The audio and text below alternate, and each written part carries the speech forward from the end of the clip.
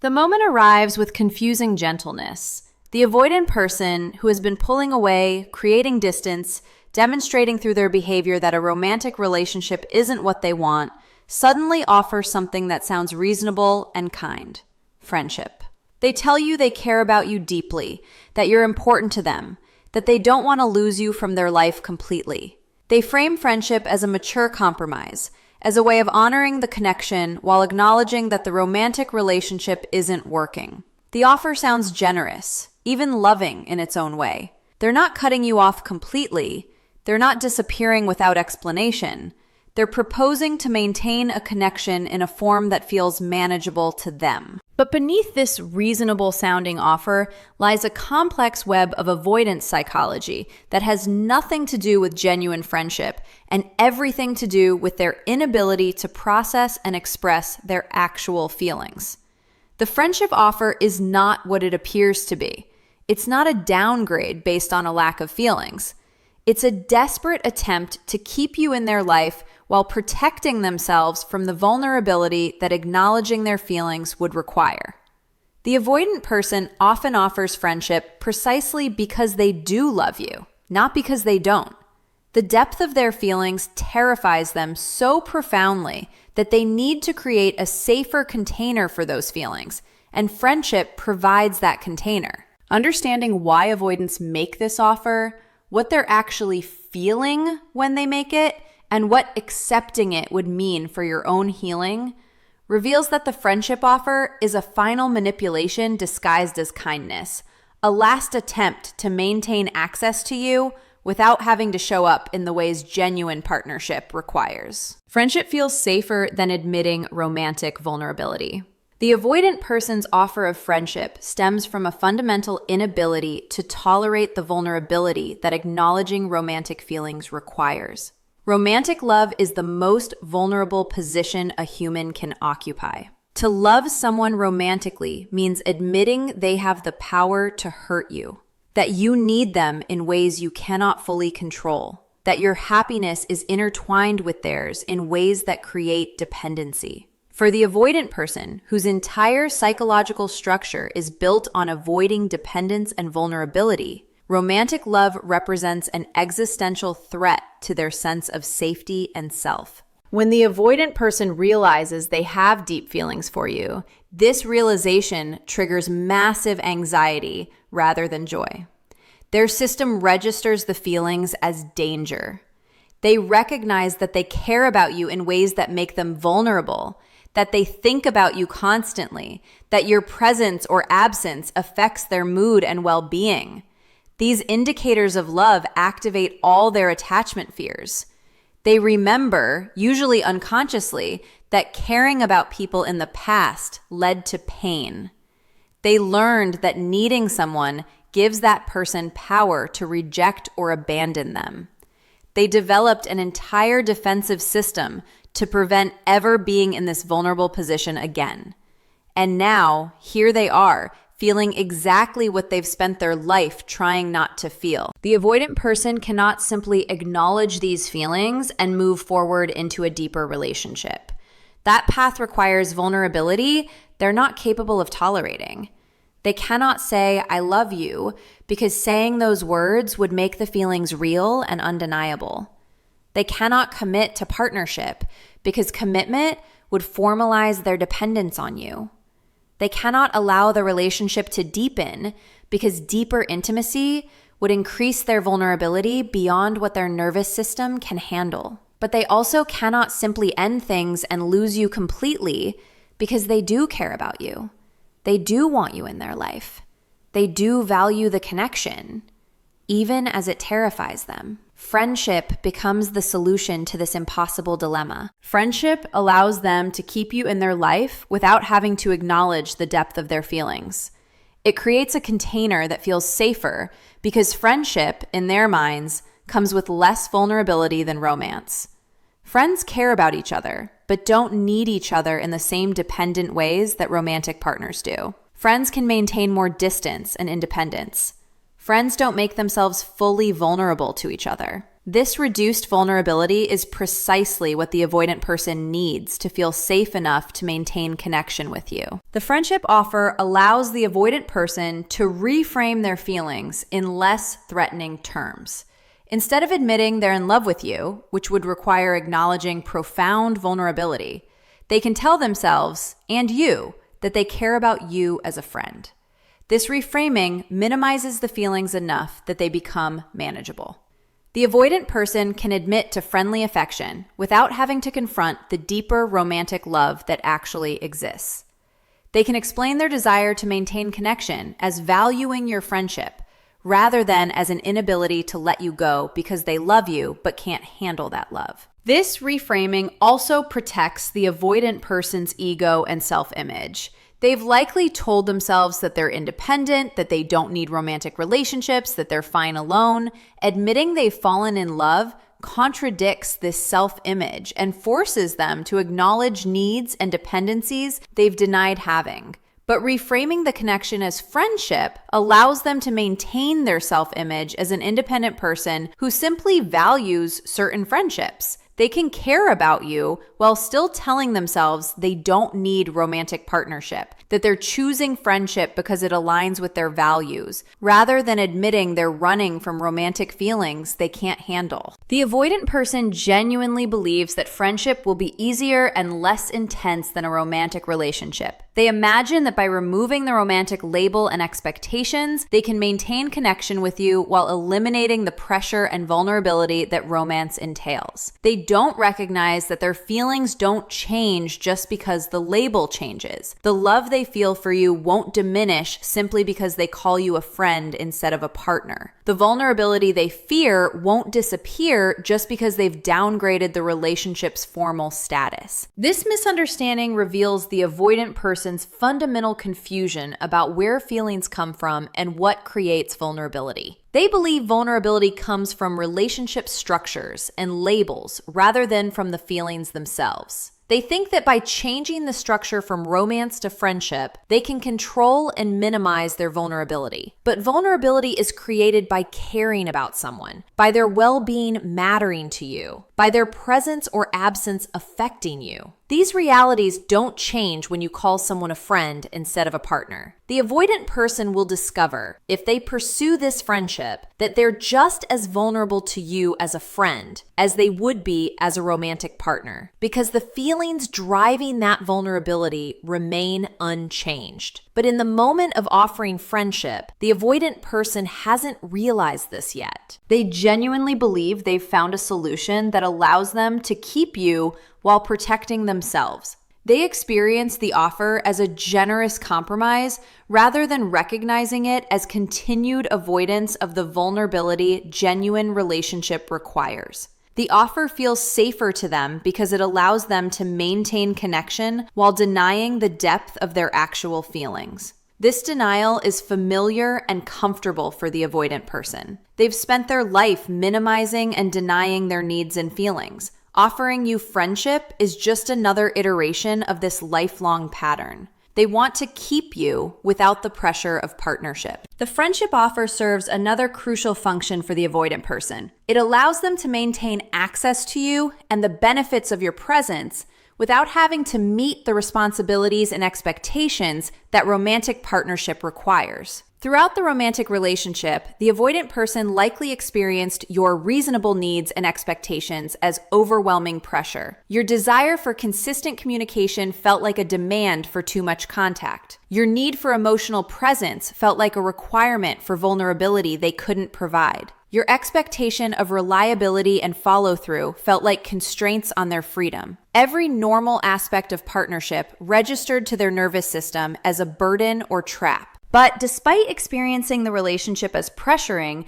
the avoidant person also experienced real benefits from your presence in their life. You likely provided emotional support even if they couldn't fully receive it. You offered companionship and connection even if they had to maintain distance from it. You brought qualities into their life that they valued even if they couldn't acknowledge their value openly. You made them feel things they normally don't allow themselves to feel, even if those feelings were frightening. The avoidant person doesn't want to lose these benefits, but they also can't tolerate the requirements that a romantic relationship entails. Friendship seems like the perfect solution because, in the avoidant person's mind, friendship comes with all the benefits but none of the obligations. They can still see you, still talk to you, still benefit from your presence in their life, but without the expectations that partners have for each other. Friends don't need to talk every day. Friends don't need to be emotionally vulnerable with each other.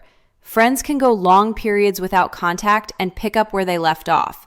Friends can maintain independence while still caring about each other. The avoidant person wants all of this because it allows them to have you in their life on their terms, at their comfort level, without the pressure they experienced in romance. This desire reveals the fundamentally selfish nature of the friendship offer. The avoidant person is not thinking about what's best for you or what you need. They're thinking exclusively about what arrangement would allow them to feel most comfortable while maintaining access to you. They're not considering that friendship might be painful for you, that it might prevent you from healing and moving on, that it might keep you hoping for something that will never materialize. They're focused entirely on their own needs and comfort, as avoidant people typically are. And the friendship offer serves those needs perfectly. The friendship offer also allows the avoidant person to avoid the guilt they would feel if they completely cut you out of their life.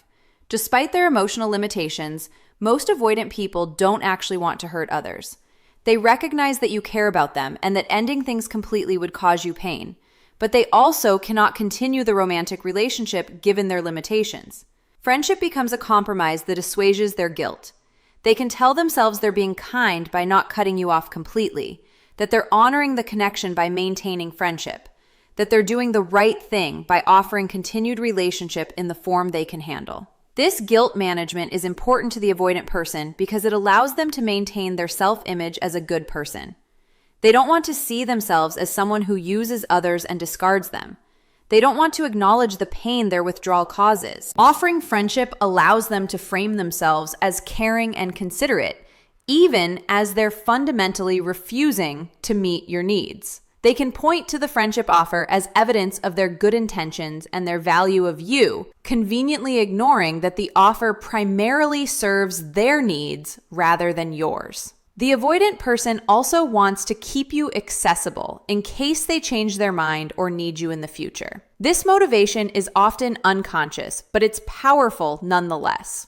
The avoidant person isn't ready for a relationship now, but some part of them recognizes that they might want a relationship later, once their anxiety settles or if they become less defended. Friendship keeps you in their orbit, maintains the connection, prevents you from fully moving on and becoming unavailable to them. This insurance policy protects them from the possibility that they'll heal enough to want a relationship only to discover you're no longer an option. This keeping you accessible function of the friendship offer is particularly manipulative because it prevents you from moving forward while the avoidant person figures themselves out. You remain emotionally invested, hoping that friendship might evolve back into romance, waiting for them to become ready, organizing part of your emotional life around them. Meanwhile, they're free to explore other connections, work on themselves at their own pace, and generally live their life without considering your needs or timeline. The friendship arrangement benefits them tremendously while costing you the opportunity to fully release them and open yourself to new possibilities. The pressure-free aspect of friendship is largely an illusion, though the avoidant person doesn't recognize this. They imagine that friendship will involve none of the expectations that made the romantic relationship feel overwhelming. But if you accept the friendship offer, you'll likely continue having needs and expectations, even if you try to suppress them. You'll want more contact than they're comfortable with. You'll hope for deeper emotional sharing than they can provide. You'll expect consistency and follow-through that they still won't deliver. The friendship will recreate all the same dynamics that made the romance difficult. But now you'll have even less standing to express your needs because "we're just friends" becomes justification for their continued unavailability. The avoidant person's desire to keep you without the pressure of partnership reveals their fundamental inability to understand what relationship requires. They want connection without vulnerability,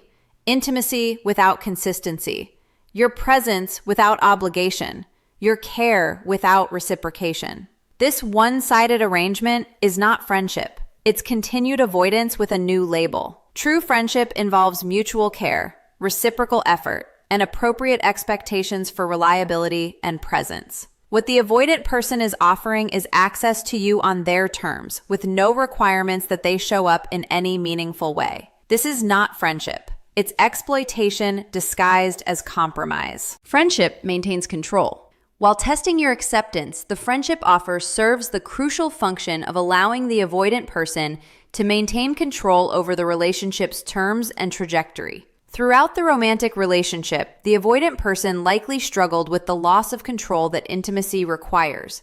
Genuine partnership involves surrendering some control, allowing another person's needs and feelings to affect your choices and behavior, accepting that you cannot always predict or manage the relationship's emotional dynamics. This loss of control is terrifying for the avoidant person, whose defense system is built on maintaining control through distance and emotional management. By offering friendship instead of romance, the avoidant person reasserts the control that felt threatened in the romantic relationship. They're the one defining the terms of the new arrangement.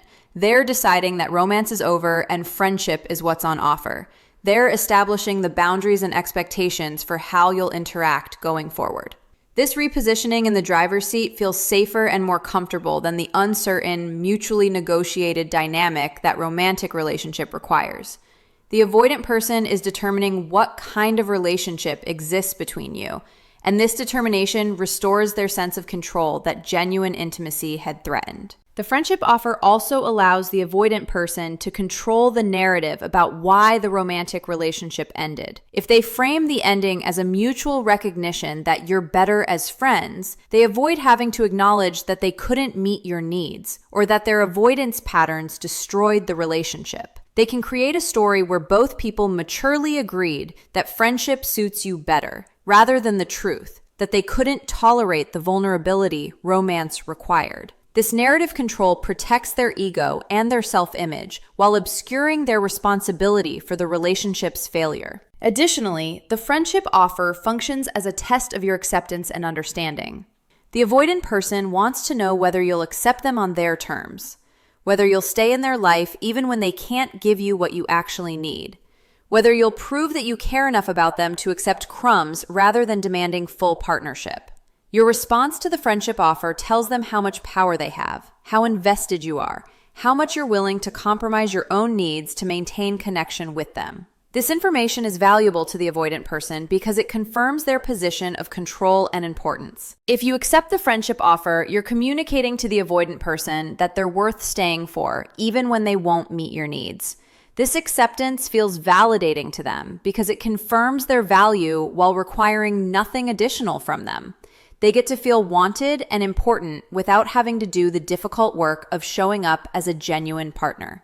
Your acceptance of friendship proves to them that they can have you in their life without having to change, grow, or become more vulnerable.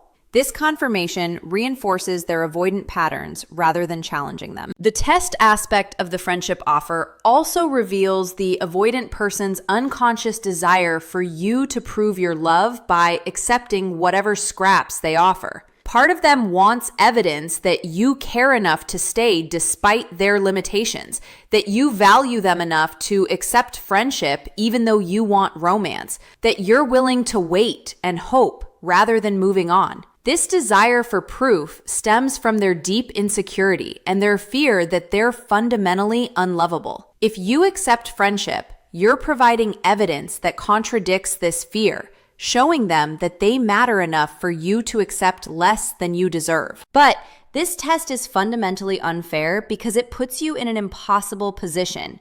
If you accept friendship, you're sacrificing your own needs and healing to provide the avoidant person with validation they haven't earned.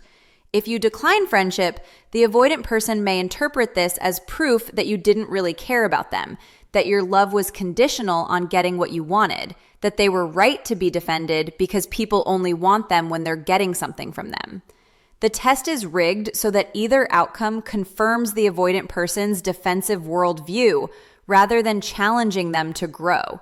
The control maintained through the friendship offer also extends to the avoidant person's ability to keep you at the exact distance they find comfortable. In the romantic relationship, your needs for closeness constantly pushed against their need for distance, creating tension and discomfort. But in friendship, they can establish the distance they want and frame it as appropriate for friendship, rather than as their avoidant patterns. If you want more contact than they're providing, they can claim you're expecting too much from friendship. If you need more emotional intimacy than they can offer, they can say that level of intimacy isn't part of friendship. The friendship framework gives them the perfect excuse for maintaining the distance they need, while making your desires for more closeness seem inappropriate. This control through the friendship structure allows the avoidant person to blame you if you're unhappy with the arrangement.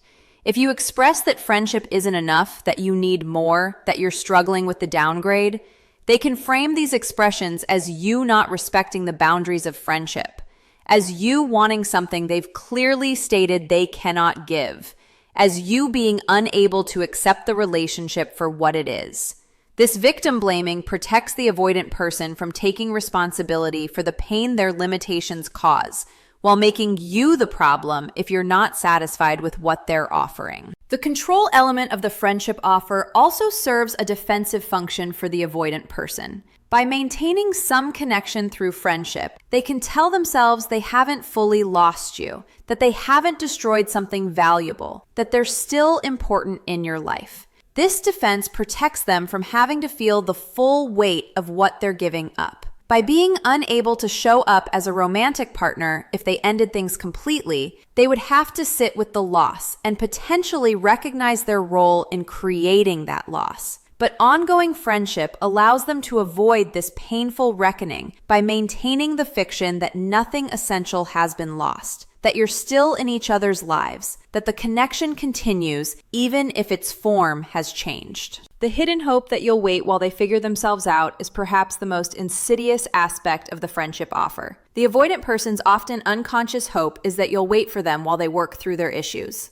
The avoidant person recognizes at some level that they're not ready for the relationship you deserve. They know their patterns are destructive. They sense that their limitations are preventing genuine partnership, but they're not ready to do the difficult work of healing those patterns and expanding their capacity. They need time, maybe lots of time, to reach the place where they could show up for you the way you need. The friendship offer keeps you in their life while they take this time. It maintains the connection so that when and if they become ready for a genuine relationship, you might still be available. This hope is usually not articulated or even fully conscious, but it operates powerfully beneath the surface of the friendship offer. The avoidant person is essentially asking you to remain emotionally invested while they figure out whether they can ever meet your needs, to stay accessible while they work through their issues at their own pace, to keep caring about them while they take however long they need to possibly become capable of reciprocating that care adequately. This hidden hope is profoundly selfish because it prioritizes the avoidant person's timeline and needs while completely disregarding yours. You're expected to put your romantic life on hold, to remain entangled with someone who can't be your partner, to continue investing emotionally in a relationship that's not meeting your needs, all on the off chance that someday the avoidant person might heal enough to want what you've wanted all along. Meanwhile, the avoidant person faces no equivalent sacrifice. They get to maintain comfortable distance, do their growth work without the pressure of being in a relationship, explore other connections if they choose, and generally live their life freely while you wait in the wings. The avoidant person often frames this implicit request for waiting as respect for your autonomy. They'll say things like, "I want you to live your life," or "I'm not asking you to wait for me."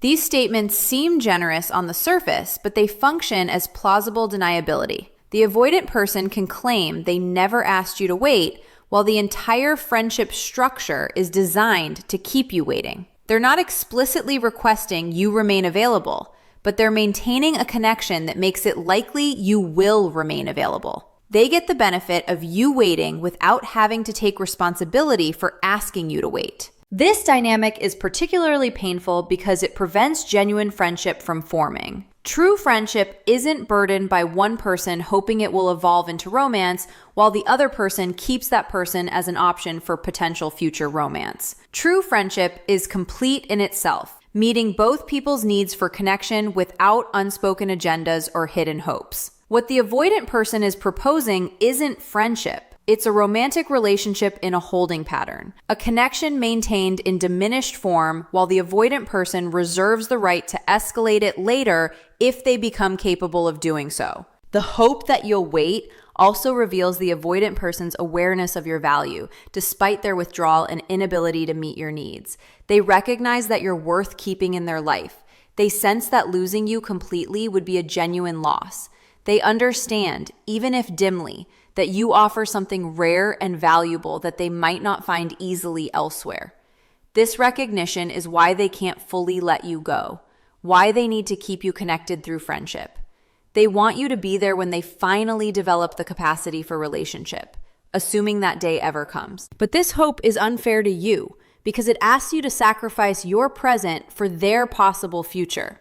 You're living with actual feelings and needs right now, not theoretical feelings and needs you might have later. The avoidant person's hope that you'll wait asks you to deny your present reality in service of a possibility that may never materialize. They might never do the work to heal their patterns. They might develop the capacity for relationship but not want it with you specifically.